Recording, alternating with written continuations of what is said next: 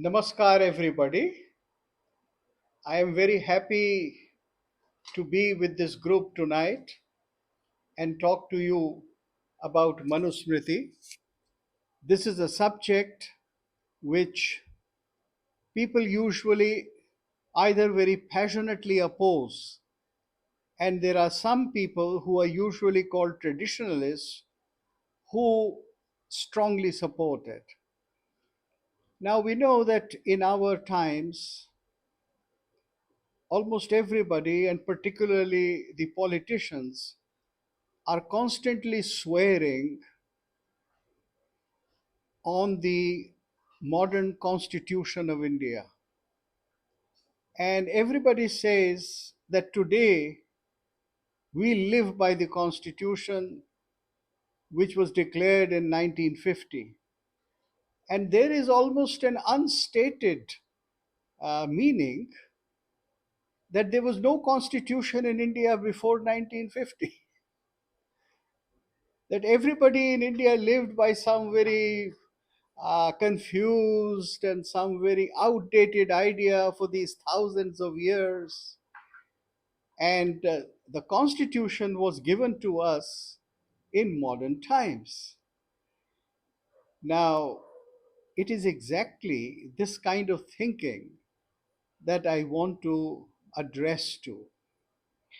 And all our great thinkers, like Shri Aurobindo, when they talk about the Renaissance of India, which is based upon the greatness that India had once attained, then they are talking about not just the greatness in spirituality or the greatness in the field of arts, but above all, as Sri Aurobindo said, that the distinctive feature of Indian civilization is dharma.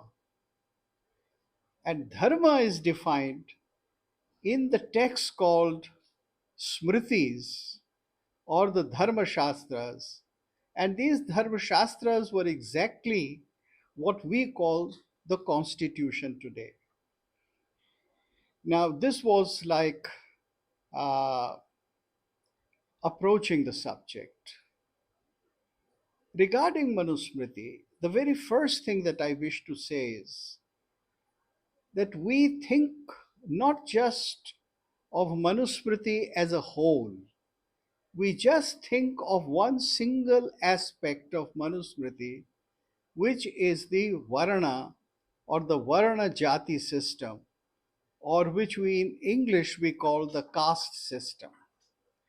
And we think absolutely nothing else in the context of either Manusmriti or other Smritis like the Yagyavalkya Smriti or the Deval Smriti or the Narad Smriti. There were dozens of Smritis in India, written over a period of several thousands of years.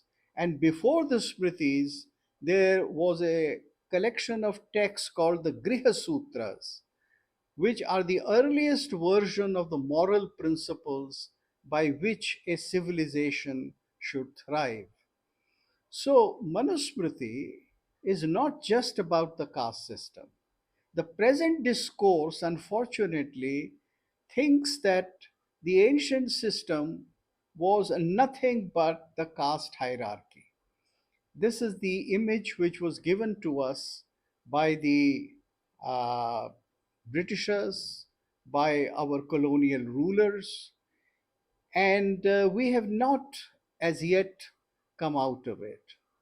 So, the first thing that I wish to tell you about Manusmriti is that this text is a book that consists of 12 chapters. You see, there are 12 full fledged chapters in Manusmriti, and they talk about a huge variety of things. The first chapter is called Jagat Utpatti, how this creation came into existence. What is the nature of creation? What is this whole big universe? How it came into real manifestation. And the Jagatputpatti defines that there was a very huge space which could be called the And or the Brahmand, and all the three worlds, the uppermost world or the Swarga, and the terrestrial world called the Prithvi, and the Patal or the underworld, they were all part of this vast one under, the great egg or the great macrocosm. What is called the macro is, huge, big, Greek word for huge or big. And the other element which was essential for creation was dharma and adharma. Now, dharma here does not mean just certain rules, but dharma means the nature of things. Like the nature of water is to flow, not to have a shape, but to take the shape of something else on which it rests. The nature or the dharma of fire is to burn. So everything in creation has a certain dharma. And creation, as a matter of fact, is based upon what is called karma or action. Srishti, as a matter of fact, the whole creation is according to karma. Like a tiger is going to kill for food. That is the karma, the nature of the tiger. There is nothing good or bad about it. That is part of Srishti, that is part of creation. And because it behaves in a particular way, therefore, it is constantly associated with that particular karma throughout its life. Similarly, a cow is not going to eat anything else except grass or leaves. That is the karma of the cow. Now, your social status or your relationship with others in this whole big universe is according to your karma. Manusmriti defines that all relationships in this world are karmanusar, and it is according to that karmanusar division that a line is drawn or a particular classification is made, and that classification is called Varna. Varna, also means color, but here color only defines uh, something which can classify. So, the four human varnas in human society, Brahma, Kshatriya, Vaishya, and Shudra, they are again according to the karma, karmanusar. Of course, the janma also comes into it becomes a factor, because human beings are born in a particular milieu, they are born to a particular family, they are born into a profession, and therefore the jata karma or the jati is according to the profession as well. But uh, the whole edifice rests upon the basis of karma. Now, this is the very first chapter of Manusmriti. I don't have the time to read out the shlokas to you. You can refer to them later on. But this is the first chapter. The second chapter is called Dharma Lakshana. What are the qualities of dharma? Now, here we are talking not about the fundamental nature as dharma, but we are talking about dharma as a social behavior. As I told you, that the dharma of fire is to burn. Now, that is a natural dharma. But here, when we say that Dharma Lakshana, second chapter, then we are talking in terms of the social relationship. And in this moral behavior, where dharma means how we treat other human beings, how we fall into line into a given society, the texts are defined, the texts which give us a knowledge of dharma are Shruti and Smriti. Now, Shruti is the Vedas, the four Vedas, collectively called as Shruti. These texts talk about the fundamental truth or rit, the truth of existence. It is not just a factual truth, like I drank water today or I drank milk today. It is not simply that, but it is the truth of existence. What is the real meaning of existence and what is life about? And that is defined according to rit or truth, the Vedic word for truth or that which sustains everything is rit. So that is the basis of Shruti. But when it comes down to moral behavior in a society, the texts which define your moral behavior give you the do's and the don'ts, that they are called smritis. Smriti here means a certain set of rules which have been written down, which have been passed on from ancient times to modern times, which describe the behavior of people. The second feature of dharma, now this is very important, which Manusmriti defines apart from Shruti and Smriti, is Sadachar. That is Sat Achar, following and doing an action which is based upon what is truth. Again, truth here does not mean just the factual truth. For instance, if you have to save a life, you may have to tell a lie sometime, or you may have to break a rule. You see, a sannyasi is not supposed to touch a woman, but if a woman is drowning, then it is the duty of a sannyasi to jump into waters and save her. So, this is sadachar. Sadachar is not just a simple set of rules to be followed blindly. It is not thou shalt do this and thou shalt not do this, but that action or achar which supports satya, truth, or rit. Another great lakshan of dharma mentioned in Manusmriti is atma tushti. Now, this is an absolutely wonderful uh, proclamation. What do I live for?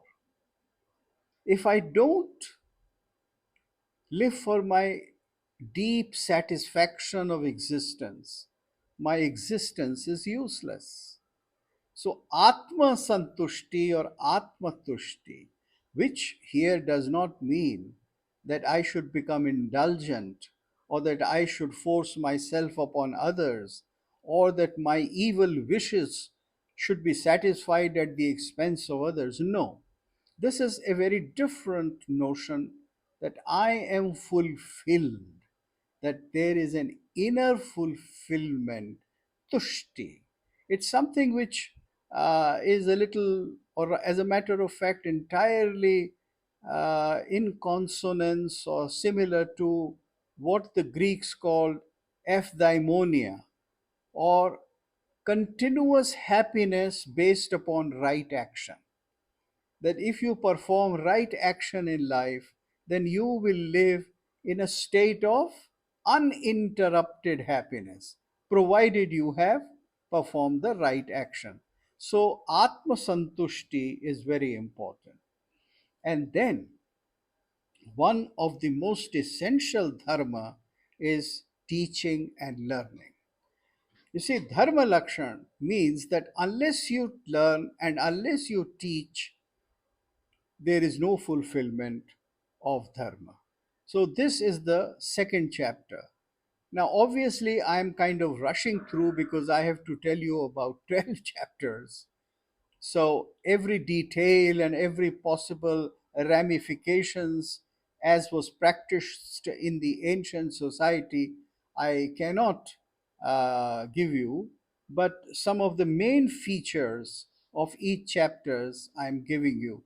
And this is primarily to show that Manusmriti is something much, much wider than just the classification of Brahma, Kshatriya, Shudra, and Vaishya. Huh? The third chapter is called Grihastha Jivan, the life of the householder.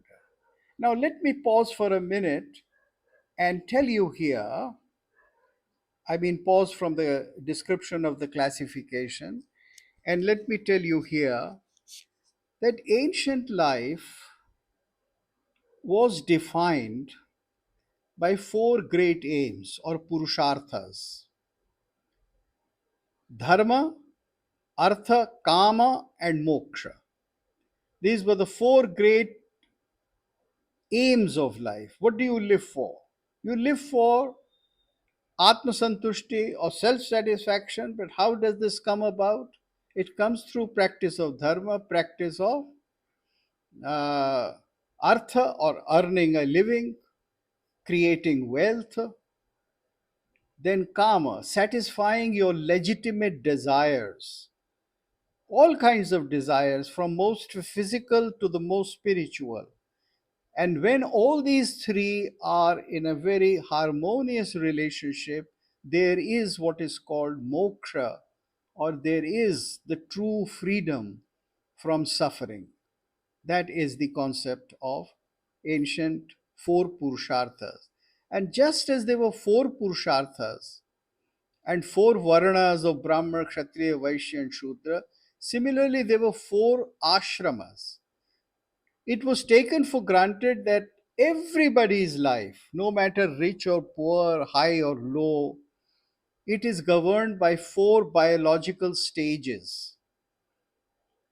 The first stage is the first quarter is the stage to learn, brahmacharya. You learn no matter where you are.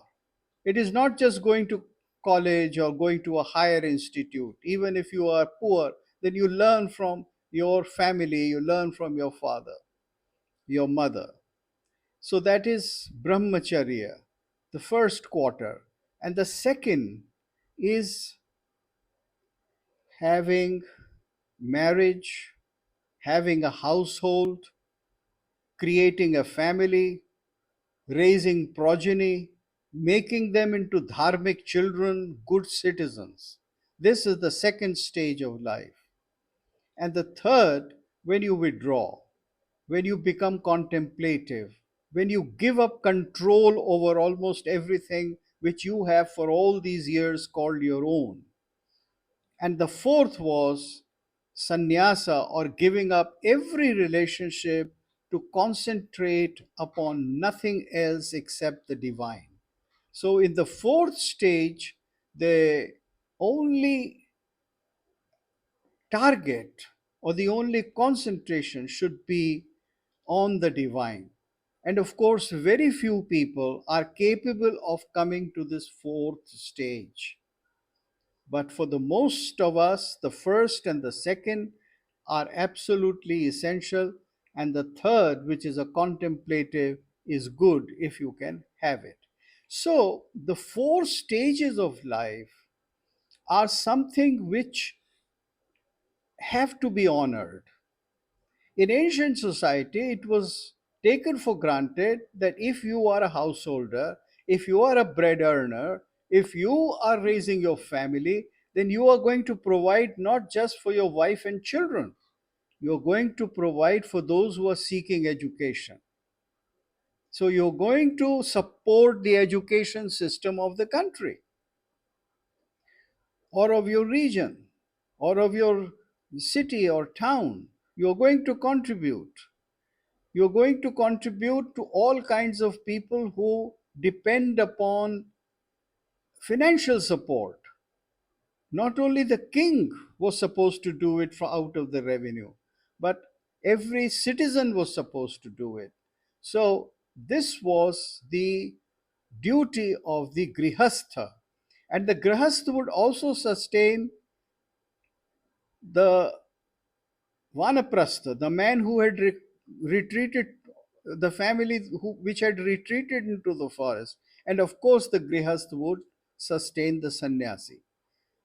Now, the ancient Indian society said that if you are the bread earner, if you are the money maker, then three other sections of society have to depend upon you and you have to bear that burden. Now, this is radically different from contemporary thinking, which is largely based upon European thought, that you pay for your education, that you pay for your retirement, that you pay for your last stages of life, through medical aid and insurance and whatnot. So it's radically different. Today, the whole society is imagined as a single individual who is going to collect things so that he can survive on his own. Hypothetically, that doesn't happen, but then that is the ideal. The ancient ideal was entirely different. Out of the four ashramas, the grihastha had to provide to everybody. So when we say very loudly Atithi Devo Bhava, then this was not just a suggestion, this was a duty that whosoever comes to your door has to be entertained, irrespective of who the person is. This was the ancient idea.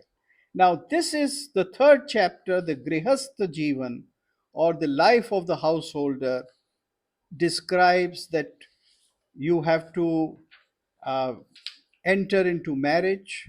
The marriage is for raising the family, for fulfilling your obligations to your ancestors, and also to create those who can take the march of civilization forward. So, if I'm a teacher, then it is my duty not only to look after the old scholars and the ancient learning, but also to create new students, also to find people who can take the torch forward. So, this was the ideal. Now, I'm not going to talk about the Varna ashram or the four Varnas and the Jatis, the Brahma, Kshatriya, Vaishya, and Shudra. I'm also only going to say that this is something which is dependent upon certain very fundamental occupations which are karmanusar. You see, the whole concept of Manusmriti, as I told you right from the first chapter, Jagatotpatti, where where the creation is described, it is said that everything is in creation is according to karma. If you look at the Purusha Sukta of Rigveda, then what you find there is that creation comes into existence through yajna. Devatas come into existence through yajna. Then they perform the karma of yajna and they create various other things. So everything is based upon a cycle of karma and its effect. So the whole concept of grihasthashram and the four varnas is according to certain professions. Now, in ancient times, without any apology, the Indian society, it laid down that those who are involved in pursuit of learning are to be treated as the highest. So in ancient society, when a Brahman went to the royal court, then he did not greet the king first. The king greeted the Brahmin, and the Brahmin blessed. This is unthinkable today. Today we have an entirely different hierarchy. Undoubtedly, the status of the Brahmin was preferential in ancient society. But then don't forget that a Brahmin was not supposed to ride in a chariot. The Brahmin was not supposed to wear jewelry. His wife was not supposed to have lots of jewelry and riches, and he was supposed to perform all the hardships of living and lead a very humble and simple life. And in all Indian stories, when they talk of the Brahmin, they said, there was a poor Brahmin. Huh? The Brahmin is also portrayed in all stories. Poor there means that somebody who lived with austerity. So, our modern discourse is Brahmanophobic. The whole concept since 19th century has been made by the colonial powers to describe the Brahmin as the great evil doer. And Indian society was considered to be a product of this great evil doer called the Brahmin. But the facts are different. Most Brahmins, of course, there were people who were vicious, or there were people who were lazy, and they have been portrayed in ancient plays called prahasanas. So we have plenty of evidence. But the majority was so hardworking, then they produced hundreds and thousands or millions of great books. if you have if you have lakhs and lakhs of manuscripts surviving in India today, then they were mostly written by Brahmins. Don't forget that. So it is good to understand what really ancient Indian society was like. This is about Brahmin. Then Kshatriyas, you know that they were supposed to protect, and the Vaishyas were supposed to uh, do the business. They were the class who were taxed most. And the Shudras means people who worked with hands, who worked with skills which were repetitive, which were productive. But Shudras were not half starving, they were not people who were all the time humiliated. On the contrary, they were people who were thriving. They were people who manufactured things. They were people who produced the vegetables and the goods and the corn and everything. And they were to be taxed hardly at all. The people who were to be taxed most of all were the Vaishyas or the business doers. This was the ancient system. The ancient system, the tax system, according to Manusmriti and Arthashastra and various other dharma shastras, the maximum tax prescribed was 15%, 1 5. Can you imagine? We are living today in a society where taxation in reality is above 70% because we have indirect taxation, and the poorest of the poor is taxed today. If somebody wants to buy a candy or want to buy salt, he or she has to pay indirect tax to the state. There was no such thing in pre-industrial societies. So in ancient society, tax was paid largely by the business people, and of course by the kshatriyas, who who gave a certain amount of uh, annual annual not charge but annual gifts to the main king. And then the whole society was asked to perform different kinds of dana or different kinds of charity. As a matter of fact, dan was considered to be the highest quality for for human beings. It was considered to be the uh, primary virtue that you give, because human beings are greedy, and therefore the best thing they can do is to share their things with others. So this was the system in which the third chapter gives.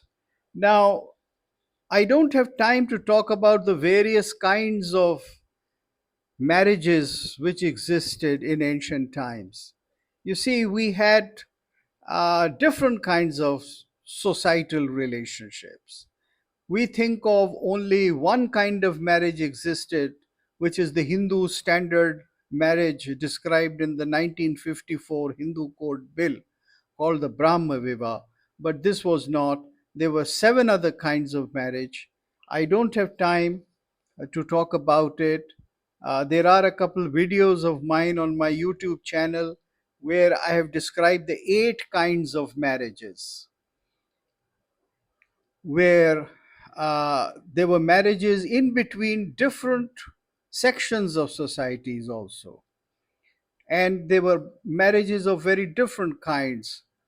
As a matter of fact, what we think today as a very modern thing, like a live in relationship, was one kind of marriage which was sanctioned by Manu.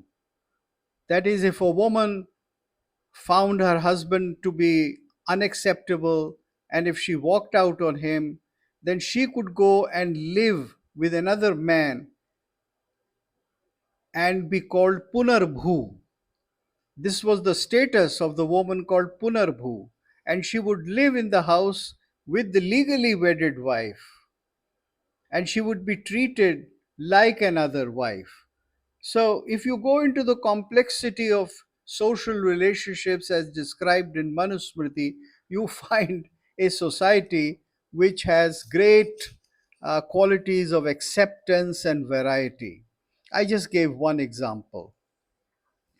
Now, after this chapter on Grihastha, which is the fourth chapter, how should a Grihasth behave?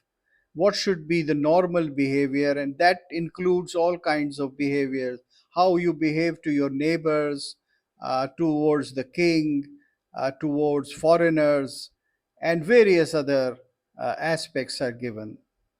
The fifth chapter is called Shauch, purity. Now, most people think that purity means that Manusmriti talks about must be imposing untouchability. Now, there is nothing called a class of people as untouchable in Manusmriti. Achut, what was called Achut or Asprishya in, let us say, 500 years of our history, does not exist in Manusmriti. Yes, there were many things which were Asprishya at different times. For instance, if I am dirty, if I have not taken my bath, if I have not done my proper rituals, then I am not supposed to enter a classroom, or I am not supposed to go into a workspace, and others are not supposed to come near me. And in that respect, I am Asprishya. But an individual, because of his birth or her birth was Asprishya, this kind of classification is not found in Manusmriti. Yes, there are certain categories of people who were Asprishya. That is, people who lived outside the city and ate dogs. So they had a very different kind of a life. And nobody accepts such people today. Such people would be Asprishya in any society. And in Corona, we saw that many things became auspicious, and our whole concept of what to touch and what not to touch underwent a radical transformation. Now, I am going to talk about something which is considered to be the purest of the pure things. It is very clear in Manusmriti that out of all kinds of shauch or purity, the purity of financial dealings is the highest. So if you make your money honestly, then you are purest of the pure. And if you don't make your money honestly, artha shaucha, it is called artha shaucha. So Manusmriti has a shloka which says that out of all the ways of becoming pure, the highest is to pursue an honest learning and make your money purely. So, if you indulge in any kind of immoral money making, then that is the highest impurity. After that, we have a chapter on Vanaprastha, which I have described to you. And then Manusmriti talks about Rajadharma. It's a whole chapter on how kings should behave. Very quickly, I'm going to tell you that the very first chapter describes that the king should be a person who should live under great discipline. Yes, he should enjoy life, dance, music, women, etc., but he should be highly controlled. He should not be indulgent. He should not be a drunkard. He should have full control over his senses. And he should do all his duties. One of the most significant things that Manusmriti lays down is that in the morning, the first duty of the king is to consult some learned people. Every morning, he should consult some learned people, and find out what is wrong in his kingdom. And if he finds reports that things are wrong, then he should take immediate steps and employ learned people to set that thing right. There are many other aspects which we'll find very uh, surprising. For instance, in ancient society in India, when a king conquered another kingdom and when he entered the city, he was supposed to give abhayadan to everybody except the ruling kshatriyas. He was not supposed to touch anything in the city except the wealth of the king and the treasury, royal treasury. He would only touch the royal treasury, but he would not take personal belongings of even the royal women. And in India, in war, it was prohibited to take slaves. You could not make slaves. You had to come to the city and tell everybody that I am giving you full freedom to live as you were living. So, this was a radically different civilization, very different from the Greeks who took slaves, women, children, etc., Arabs. And you know that in India, for almost 1500 years, millions of people were taken into slavery under Islamic rule. So, in ancient Hindu civilization, the only way slaves were made when they sold themselves because of a financial because of a financial problem. That is, if if I am under a debt and I cannot give the debt back, then I make myself a slave up to a certain duration or certain times. And of course, there were people who could not pay back at all or could not be relieved, and so their children also became slaves. So, this was the only kind of slavery of which we have a record in ancient India, but there is no other kind of slavery. So, these are some of the things about Rajadharm taxation. I told you maximum taxation 15%, and most of the things which were of circulation and in society, like the cows particularly, the cowherds were taxed heavily, but the king was constantly distributing the cows among all kinds of people. So cows were really like modern currency. They were used by all sections of people.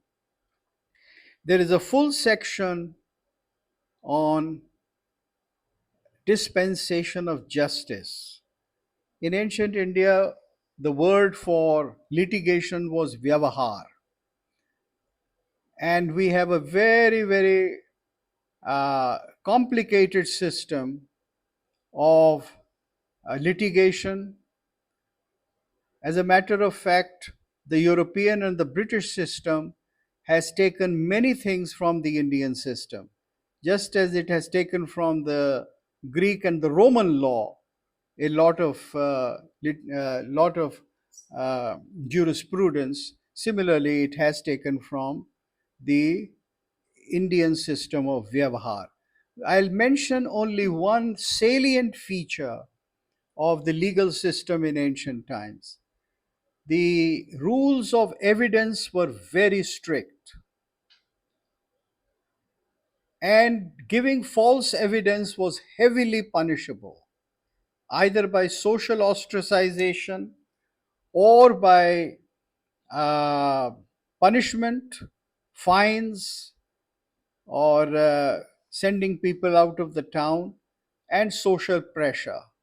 So, giving false evidence was considered to be a mahapatak, or one of the greatest of sins. By giving false evidence, you would go right into the deepest of hell. And this was not just a poetic or a literary description, this was something really practiced. Then, of course, there is the another chapter, the eighth chapter, on how men and women should behave with each other. And this has all kinds of laws regarding different sections of society, how men of different sections would behave with other men and women. And there are many laws very clearly given in which a woman cannot be outraged, the modesty of a woman cannot be taken lightly, and there was severe punishment for rapes, etc. There is a chapter on Varna Sankar, which means marrying out of the Varna. So, this was certainly the restrictive feature, that you were not supposed to marry outside your Varna. You could marry somebody who was below your Varna, but you could not marry somebody who was upper, like a man of lower Varna, Vaishya Varna, for instance, could not marry a Kshatriya woman. However, these rules were being broken, and different categories were created. You see, liminal categories were created throughout. As a matter of fact, the Varna system, the Varna Jati system, has been upwardly mobile and downwardly mobile constantly.